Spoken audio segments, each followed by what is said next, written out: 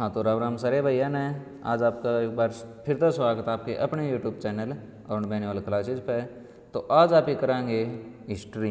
History की जो एक क्लास चलाएंगे आप ही ये चलेंगी ठेठ तई 4-5 क्लास में इसने पूरी कराएंगे। देखो तो भाई हरियाणा पर पहला मुस्लिम आक्रमण किसने कराया था? 630 में। 630 में कराया किसने था? जो मोहम्मद बिन कासिम तो पहले जो सेनापति था उसने, जो कि सफल को नहीं आया था। इस बात का 3% भी को नहीं आया करा। तो पहला मुस्लिम सफल आक्रमणकारी कौन था? 712 में मोहम्मद बिन कासिम। मोहम्मद बिन कासिम ने पहला आक्रमण कराया था सिंध पे, और सिंध पर आक्रमण करके जीतने का कारण जो था वो मेन यो था अक उसने पहले छोटे राजा पर आक्रमण करना शुरू कराया, और सिंध आया इतना उसको तो घर की फौज भी होगी, फिर सामग्री भी लाने की इतनी आवश्यकता को नहीं पड़ी। मोहम्मद बिन कासिम कित का था भाई? अरब का। अरब का जो खलीफा था उसने भेजा था। मुस्लिम आक्रमणकारियों के का जो जिक्र है, या फिर मुस्लिम जितने भी आक्रमणकारी आए थे उनका जिक्र पाओगा चचनामा नामक पुस्तक में। जो चचनामा नामक पुस्तक है यह लिखी गई है अली अहमद और काजी इस्माइल के द्वारा। जब पहली बार जजिया कर आया तो वो लेके कौन आया था? मोहम्मद बिन कासिम। मोहम्मद बिन कासिम जजिया कर लेके आने का कारण यह था अक जो इस्लाम धर्म है उसका प्रचार प्रसार हो सके। तो जो अपना जजिया कर था इसका में कह दिया गया था भाई धर्म को ऊपर के लगाया गया था कर, यानी कि मंदिर में जाने का जो टैक्स लगेगा वो, ताकि मंदिर में जाऊंगे मंदिर में जाने का टैक्स लगा, इस तो बढ़िया हाफी की जावा मस्जिदा में। तो आगे देखा भी जजिया कर को बड़े स्तर पर लागू किसने कराया था? फिरोज शाह तुगलक ने। फिरोज शाह तुगलक क्या था भाई? फिरोज शाह तुगलक की माता तो थी हिंदू, पिता था मुसलमान, फिर भी वो सबसे ज़्यादा क्या था? कट्टर हिंदुआ खातर। पहली बार अकबर ने, किसने भाई? अकबर ने जजिया कर ख़त्म कर दिया था। कदे? 1564 में। और दोबारा लागू कर दिया किसने? औरंगजेब ने। औरंगजेब ने लागू कराया था 1779 में। इसने सब ज़्यादा जो टैक्स लगाया था या फिर सबसे ज़्यादा मार्केट मचाई थी वह कौन था? औरंगजेब। और पूरी डाला तक सूत्री डाला तक कति बंद कर दिया था किसने? मोहम्मद शाह रंगीला ने। कद कराया था भाई? 1719 से 20 में। उसने लिखित में कह दी थी कि मैं रहूँ ना रहूँ, मुगल रहे ना रहे, जजिया कर नहीं रहेगा। भारत पर पहला तुर्क आक्रमणकारी कौन था? कौन था भाई? तुर्क आक्रमणकारी था सुबुतगिन।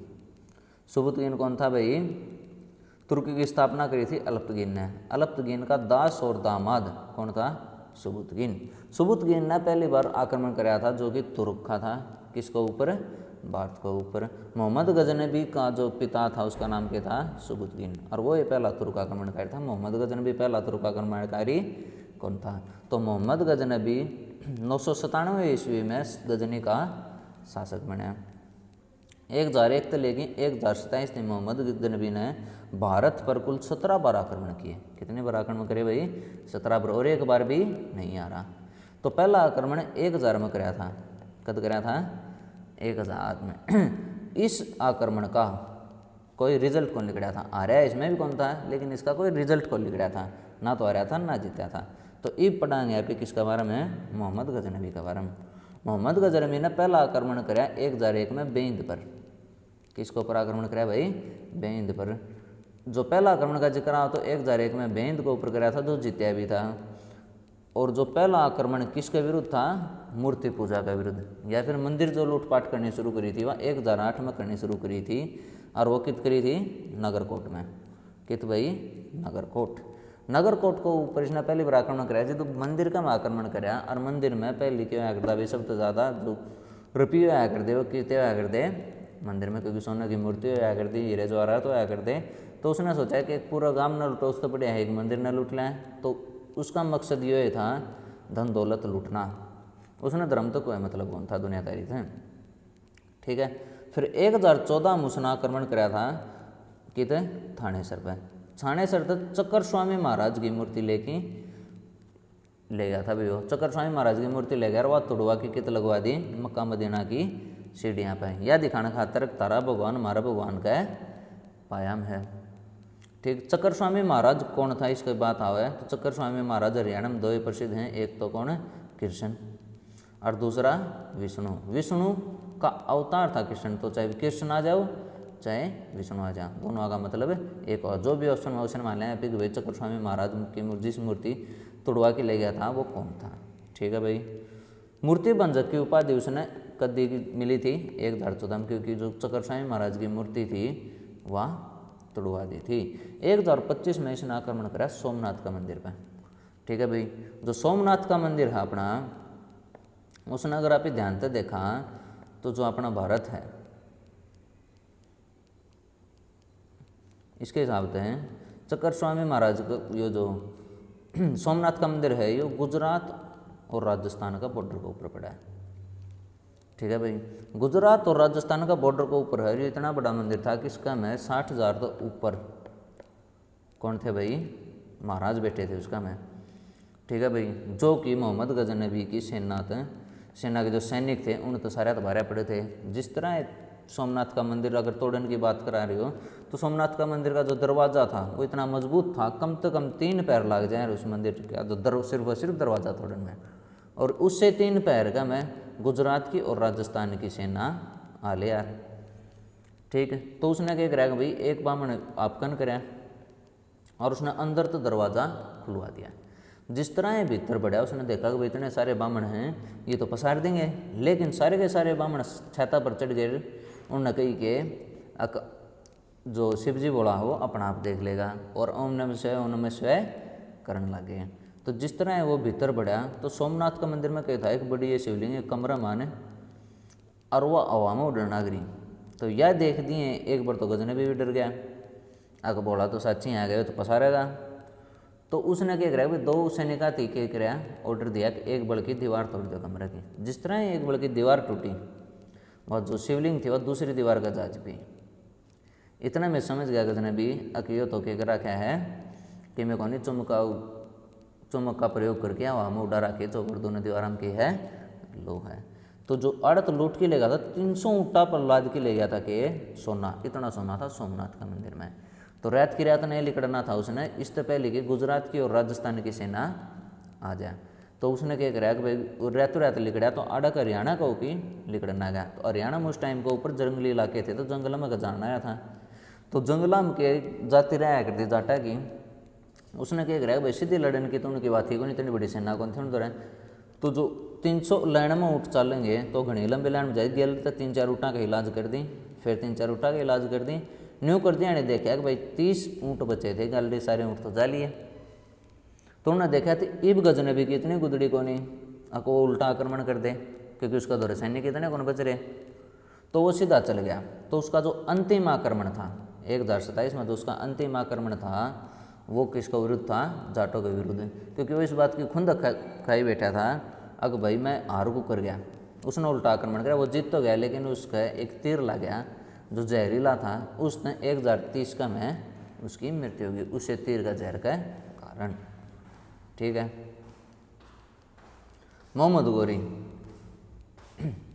मोहम्मद गौरी पहला आक्रमणकारी था। 1175 में मुल्तान पर आक्रमण कराया था इसने।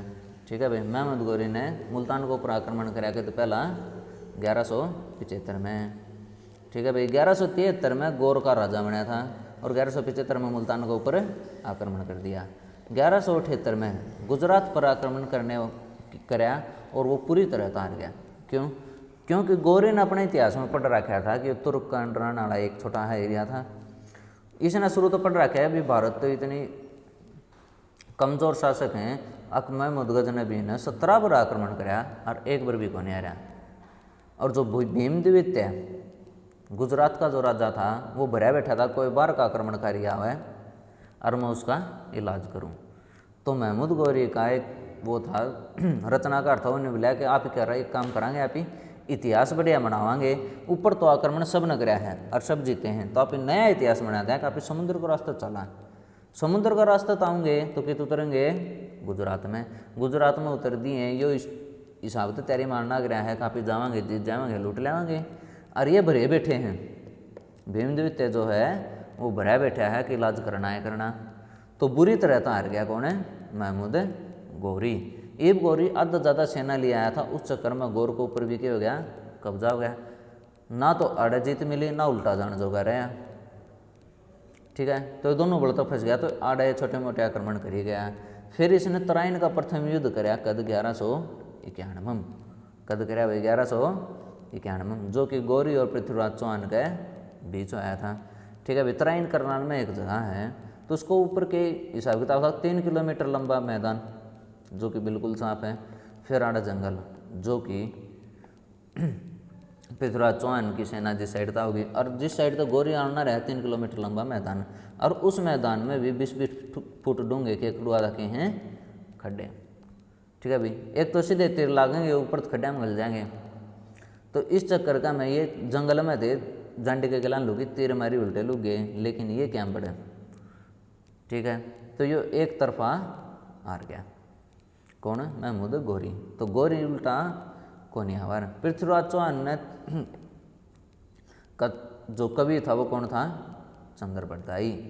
ठीक है भाई, पृथ्वीराज रसो जो है चंद्रबाई द्वारा लिखी गई थी। 1192 में तराइन का दूसरा युद्ध है। दूसरा युद्ध होने का कारण क्या था? जो जयचंद था, कौन है? जयचंद। जयचंद ने गौरी तीन होता दिया, अब तो आजा आक्रमण कर, इब कला मैं तेरी तरफ तो लड़ूंगा। शुरुआत का पहला पैगाम में गौरी को नहीं आया, क्योंकि गौरी ने सोची जल्दी बरी इसके गिल्ली था, ये भी तना बुला के बुलावर फिर पिटवाऊंगी तना। तो उस चक्कर में पहला को नहीं आया। फिर उसने आपकी पूरी कहानी बताई। अब भाई ने यो मेरी छोरी ने बजा के ले गया था, इस बात खातर मैं तना बुलाऊँ हूँ, तो आड़ा आक्रमण कर दे। तो उसका मैं जयचंद ने इसका साथ दिया था। ऊपर तो आनंदपाल द्वितीय जो दिल्ली का राजा था, जो कि पृथ्वीराज चौहान का के था नाना, उसने भी आणतन नाट दिया था, क्योंकि जयचंद जो हो छोटी जाति का ठाकर था, यो नाट गया था कि भाई इसके लिए आप ब्याह कौन नहीं करा। ठीक है, तो दोनों तरफ तो काटा लग गया, और एक तो एकला हो गया। ऊपर तो जयचंद ने बता दिया था भी कड़ा कड़ा खड्डे हैं, और सूचना दे दी थी कड़ा खड़ा है पृथ्वीराज चौहान। तो युद्ध होए पहले ये क्या हो गया था? पृथ्वीराज चौहान ने पकड़ लिया था। ठीक है भाई, पहली मुस्लिम सत्ता मोहम्मद गौरी ने द्वारा बसाई गई। पहली मुस्लिम सत्ता किसने बचाई थी? गौरी ने, क्योंकि जयचंद ने इब्तिला करना रहा था कि विदेशी आक्रमणकारी आओ अड़त लूट की अर्जुन का साथ देहू न राजा बना के चल जाए हैं। लेकिन गौरी द्वारा जगह कौन थी? उल्टे जानने की थे, तो वो आड़े बस गया। तो 1194 में जयचंद और गौरी के बीच में हुई के चंदावर का युद्ध। ये युद्ध होने का कारण क्या था? कि जरूरत ही जयचंद सोच रहा था कि उल्टा जागा तेरे दो सारे के सारे, अजमेर भी आ जाएगा, राजस्थान भी आ जाएगा और दिल्ली भी आ जाएगी, सारा राज्य किसका हो जाएगा? तेरा हो जाएगा। लेकिन गौरी आड़े रुक गया। तो वो कौन सी भड़काया कौन रहा? ठीक है, तो गौरी ने कराया कि एक भाई अपना विस्तार करेगा, सब तो पहले राजस्थान में जाएगा, तो इसने अपना राज्य विस्तार करना गया, तो जयचंद के एरिए भी छीनने शुरू कर दिए। तो जयचंद ने बोला मैंने तेरा साथ दिया था, मेरे एरिया में तो क्यों खोसा है? तो गौरी ने बोला तो एक काम कर, मेरे भी सारे राज्य ले ले, मन्ना राधे सारे राज्य ले ले। तो जो चंदावर का युद्ध आया था, इसका होने का कारण ये था। जो राजा जयचंद था, ये कौन सी जाति का था? गढ़वाल जाति का। ये प्रश्न बहुत ज़्यादा पूछा जाए, जयचंद गढ़वाल जाति का था। क्यों? क्योंकि इसका कारण पृथ्वीराज चौहान आ रहा था, और इसका कारण मुस्लिम सत्ता बनी थी। ठीक है भाई, गौरी की मृत्यु होगी 1206 में। ठीक है, फिर शुरू हो जाएगा गुलाम वंश। कौन सा वंश? गुलाम वंश। गुलाम वंश का संस्थापक कौन था? कुतुबुद्दीन ऐबक। कुतुबुद्दीन ऐबक इतना मालिक का वो था, उसने जिस तरह कुतुब जो मोहम्मद गौरी की मृत्यु हुई उस टाइम के ऊपर उसने अपना राजपाट छोड़ दिया। ठीक है भाई, कुतुबुद्दीन ऐबक एकमात्र ऐसा आदमी था जो कि कदे भी राजगद्दी पर कौन बैठा और सुल्तान की उपाधि धारण कौन नहीं करी। ठीक है भाई, गुलाम वंश का वास्तविक संस्थापक कौन माना जाता है? इल्तुतमिश, क्योंकि इल्तुतमिश ने सुल्तान की उपाधि ली थी। ठीक है भाई, इसे सल्तनत काल का वास्तविक संस्थापक कहा जाता है। कुतुब मीनार की नींव किसने रखी थी? कुतुबुद्दीन ऐबक ने। कुतुबुद्दीन ऐबक ने कुतुब मीनार की नींव रखी थी अपने गुरु कुतुबुद्दीन बख्तियार काकी का नाम पर। ठीक है भाई, अलाई दरवाज़ा कुतुब मीनार का जो है मुख्य दरवाज़ा, जो अलाई दरवाज़ा अलाउद्दीन खिलजी लेके आया था, वो क्या है? मुख्य द्वार है किसका? कुतुब मीनार का। 2.5 दिन का झोपड़ा अजमेर में किसने बनवाई थी? कुतुबुद्दीन ऐबक ने, जो कि पहली के थी अपनी पहली के थी यह के कहा इसने मस्जिद, दिल्ली की पहली मस्जिद या कि थे भी अजमेर में। तो दिल्ली की पहली मस्जिद थी जो कुतुब उल इस्लाम, जो दिल्ली की पहली मस्जिद थी, यह भी किसके द्वारा बनाई गई थी? कुतुबुद्दीन ऐबक का द्वारा। ठीक है भाई, जो भारत की पहली मस्जिद थी। उपाधियाँ का जिक्र हुआ है तो लाख बख्श की उपाधि किसने मिल रही थी? कुतुबुद्दीन ऐबक ने, क्योंकि वो हर दिन 1,00,000 रुपये दान दिया करता है। कुरान खान की उपाधि भी इसका दौरे थी, क्योंकि वो बिना कुरान पढ़े कदे भी कौन नहीं सोया। और तीसरी थी इसकी आतिम द्वितीय। आतिम का मतलब है अगर भी जो कदे भी नहीं आ रहा हो, तो इसकी आतिम द्वितीय की उपाधि भी प्राप्त थी। ठीक है। फिर 1208 में कुतुबुद्दीन बख्तियार खिलजी ने नालंदा विश्वविद्यालय को ध्वंस किया था। यो करण का कारण क्या था? जो नालंदा विश्वविद्यालय है उसका मैं कुतुबुद्दीन बख्तियार खिलजी कि जा रहा था नालंदा विश्वविद्यालय में घूमने खातिर, थोड़ा वो बीमार हो गया। भाई बीमार हो गया ने बोले एक काम करो, जो भी मैंने ठीक कर देगा बिना दवाई का मैं उससे मुँह मांगे इनाम दूंगा। तो एक उड़ा का स्टूडेंट था, वो ने बोला मैं तेने बिना दवाई का ठीक कर दूंगा। सवेरे देखा वो ठीक हो गया, तो उसने वो विद्यार्थी बुलाया भाई स्थित आप इनाम दिवाएँ। तो उसके जिस तरह बुझा भाई तने मैं ठीक कर कराया बिना दवाई का, तो उसने बता दिया कि भाई मैंने बिना दवाई का ठीक कौन कराया, मैंने बेरा था एक तो बिना कुरान पढ़े सो को नहीं, तो तेरी कुरान का पन्ने का मैंने दवाई लगा दी। इस हिसाब से अब तो जितनी किताब पढ़ेगा उसने आगे सरका होगा, इतनी दवाई भीतर में चल जाते रहे, अब तू ठीक हो जाए। तो उसने इस बात को ऊपर चिढ़ा गई, अगर या तो ठीक से तुम दवाई लगाई है, कल न तुझे ना उड़ा इसको पन्ने पर जहर लगा दे तो मेरा मरी पंडा छुटा है। तो उसका भड़क बैठ गया। आड़े के स्टूडेंट इतने पढ़े लिखे इतने समझदार हैं, तो आड़े के जो प्रोफेसर हैं, आड़े जो पढ़ाना रहे हैं, ये तो कुछ जीता मार देंगे। इस बात का तर्क कुतुबुद्दीन बख्तियार खिलजी ने नालंदा विश्वविद्यालय को क्या कर दिया था? ध्वंस कर दिया था। उड़ के जो पुस्तकालय था उसका मैं आग लगवा दी थी, उसका में इतनी किताब थी, अब 3 दिन तक आग बढ़ी थी। ठीक है। कुतुबुद्दीन ऐबक ने सुल्तान की उपाधि के देवी धारण को नहीं करी। 1210 में चौगान खेलते हुए घोड़े से गिरकर इसकी क्या होगी? मृत्यु होगी। ठीक है। ऐबक का उत्तराधिकारी था आराम शाह। कौन था? आराम शाह। ठीक है भाई, आराम शाह कुतुबुद्दीन ऐबक का गुलाम था इल्तुतमिश। इल्तुतमिश ने आराम शाह की हत्या कर दी और राजगद्दी के ऊपर कौन बैठ गया? इल्तुतमिश। ठीक है भाई, तो आराम शाह 1210 से लेकर 1211 तक ये था। ठीक है, 1 साल का है उसका रास्ता। वास्तविक संस्थापक जात जो कि किसका? गुलाम वंश का। कुतुब मीनार को पूरा इल्तुतमिश ने करवाया था। ठीक है भाई, कुतुब मीनार को पूरा किसने करवाया? इल्तुतमिश ने। 1229 में बगदाद के खलीफा से सुल्तान की उपाधि धारण करी। किसने करी? इल्तुतमिश ने। 40 की स्थापना करी। 40 का मतलब था 40 सरपंच बना दिए, जो कि उड़ा का राजस्व इकट्ठा करेंगे, किसते ले आके देंगे? कुतुबुद्दीन इल्तुतमिश तई। इसके शासनकाल में चंगेज खान ने भारत पर पहला आक्रमण कराया था 1215 के कराया था चंगेज खान ने पहला आक्रमण। 1215 में तराइन का तीसरा युद्ध हुआ था। तराइन का तीसरा युद्ध किस किस के बीच में है? यल्दौज कुबाचा और इल्तुतमिश। यल्दौज और कुबाचा दो नए आदमी थे, एक तो यल्दौज एक कुबाचा। तो यल्दौज और कुबाचा कौन थे इसका बारे में आप सुना। तो यल्दौज और कुबाचा भाई के थे गोरी के थे 4 गुलाम। कौन कौन? कुतुबुद्दीन ऐबक, बख्तियार खिलजी, यल्दौज और कुबाचा। तो ये 4 भाई वर्गे थे। ठीक है। बख्तियार खिलजी और कुतुबुद्दीन ऐबक के दे दिया दिल्ली की सल्तनत है। यल्दौज और कुबाचा थी के दे दिया था आपने थी जो यूपी है वो। ठीक है। तो उनते यह दे रखा था। तो उसका कुतुबुद्दीन ऐबक का छोरा जो था जो आराम शाह, वो किसने मार दिया? इल्तुतमिश ने। इस बात का तर्क भाई मारा तो भाई वर्गा था, उसका छोरा मार दिया, तुम्हारा भतीजा मार दिया। उसका बदला लेने खातर एक हिसाब से तराइन का तीसरा युद्ध हुआ था 1215 में, जो किसने कराया था? यल्दौज और कुबाचा ने। किसको ऊपर कराया था आक्रमण? इल्तुतमिश पे। और इसमें इल्तुतमिश विजयी रहा था। ठीक है। एकता प्रणाली की थी वेतन के बदले भूमि देना। इसकी शुरुआत किसने करी थी? इल्तुतमिश ने। तो एकता प्रणाली क्या थी भाई? वेतन का बदला क्या दे दे? भूमि दे दे रिटायरमेंट के टाइम के ऊपर, तो इसका मकमार खा। 1234-35 में उज्जैन का महाकाल मंदिर लूटा था किसने? इल्तुतमिश ने। दिल्ली में मदरसों की जो निर्माण करवाया था वो किसने करवाया था? इल्तुतमिश ने। ठीक है भाई। चांदी का जो सिक्का चलाया था उसका नाम था टका, और जो तांबा का चलाया था उसका नाम था जीतल। तो 2 सिक्के चलाए थे इसने।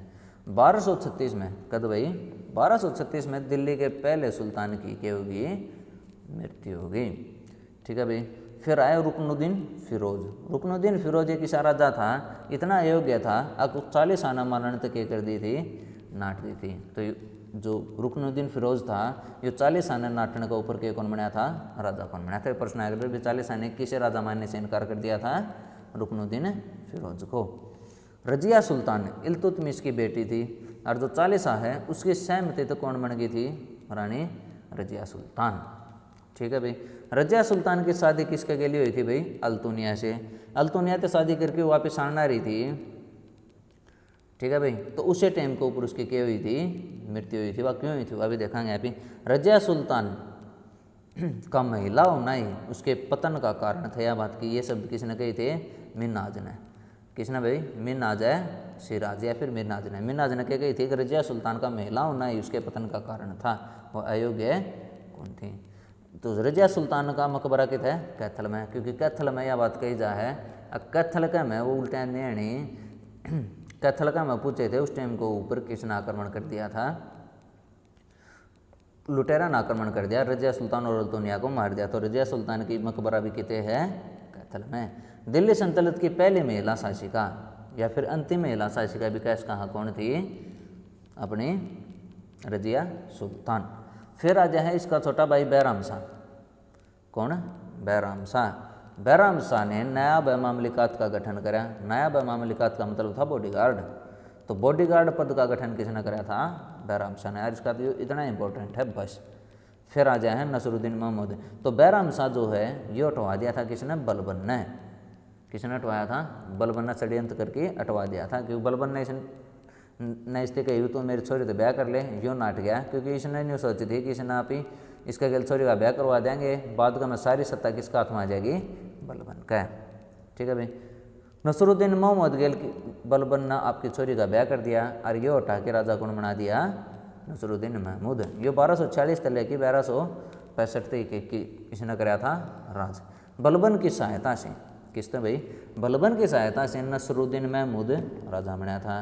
लाहौर के बाजार में टोपियाँ बेच कर टाइम पास कराया करता है। इसकी अफीम देना शुरू कर दिया था। समझ काला थोड़ा थोड़ा अफीम दे के उसका इतना आदि बना दिया कि उसके तारा लगे थे। तो इसलिए पागल राजा भी कहा जा है। ठीक है। तो इसके इतने तारा हल गए थे कि बाजार में जाके लाहौर के कराया करता, टोपी बेचा करता। ठीक है। बलबन ने को उल्गू खां की उपाधि थी। उल्गू खां का मतलब है प्रधानमंत्री। तो प्रधानमंत्री की उपाधि बलबन थी किसने दी थी, नसरुद्दीन महमूद ने। ठीक है भाई। बलबन का राजा 1266 से लेके 1287 थी। इल्तुतमिश जो था वो बलबन ने खरीद के लाया था। तो बलबन किसका गुलाम था, इल्तुतमिश का। तो ये गुलाम से लेके कितने ही पूछा था, सुल्तान की उपाधि थी। ठीक है भाई। तो सल्तनत काल का सबसे लंबा शासन काल किसका था, किसका था, इल्तुतमिश का था। जो कि लेके आया था किसने, बलबन ने।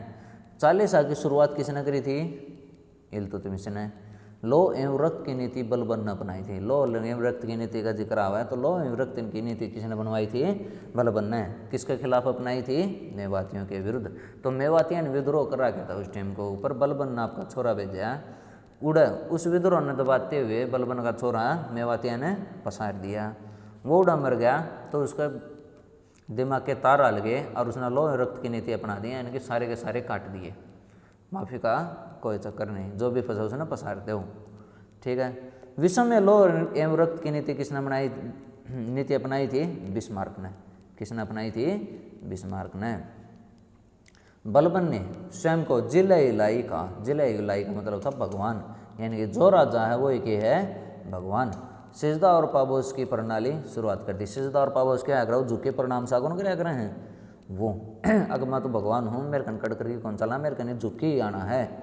और नवरोज नाम का जो फारसी त्यौहार है इसकी शुरुआत भी किसने करी थी, बलबन ने। 1249 में उल्गू खां की उपाधि किसने दी थी, बलबन ते ही नसरुद्दीन महमूद ने, जो टोपी बेच के टाइम पास कराया करता, उसके तार हल रहे थे। बलबन ने गयासुद्दीन कैमूर को राजा घोषित किया। कौन राजा घोषित कर दिया, कैमूर राजा घोषित कर दिया। शमसुद्दीन का नायाब मामलिकात कौन था, जलालुद्दीन। कौन था? जलालुद्दीन। तो शमसुद्दीन केव घोषित हो गया आप दक्कत है राजा। ठीक है, यो राजा बन गया। राजा बन दिए बलबन ने कौन इसने जलालुद्दीन फिरोज ने खिलजी ने किस कौन भड़का दिया? कैमूर से। क्योंकि जो शमसुद्दीन कैमूर जो शमसुद्दीन था यो कौन था? बलबन का पोता और यो था इसका छोरा। तो कैमूर से भड़का दिया शमसुद्दीन, पसार दिया किसने? कैमूस ने। जिस तरह कैमूस ने शमसुद्दीन पसारा, जलालुद्दीन फिरोज इसका क्या था? बॉडीगार्ड। तो जलालुद्दीन फिरोज ने कौन मार दिया? कैमूस, बचाने का नाम पे। जिसने राजा मारा वो क्या बनेगा? राजा। तो इस डाल तक कौन बन गया? राजा जलालुद्दीन खिलजी। ठीक है, तो कैकुबाद ने शमसुद्दीन कैमूस को मार दिया। ठीक है, और जलालुद्दीन फिरोज खिलजी ने कौन मार दिया? कैकुबाद। ठीक है, कैकुबाद पसार दिया तो राजा कौन बनेगा? जलालुद्दीन खिलजी। तो खिलजी वंश की स्थापना होगी कदे? 1290 में। किसने करी? जलालुद्दीन फिरोज खिलजी ने। हिंदुओं के प्रति उदार राजा था यो। पहला राजा जो कि हिंदुओं के प्रति क्या था? उदार। इसके विरुद्ध फकीर सिद्दी मौला ने क्या कराया था? विद्रोह कर दिया था।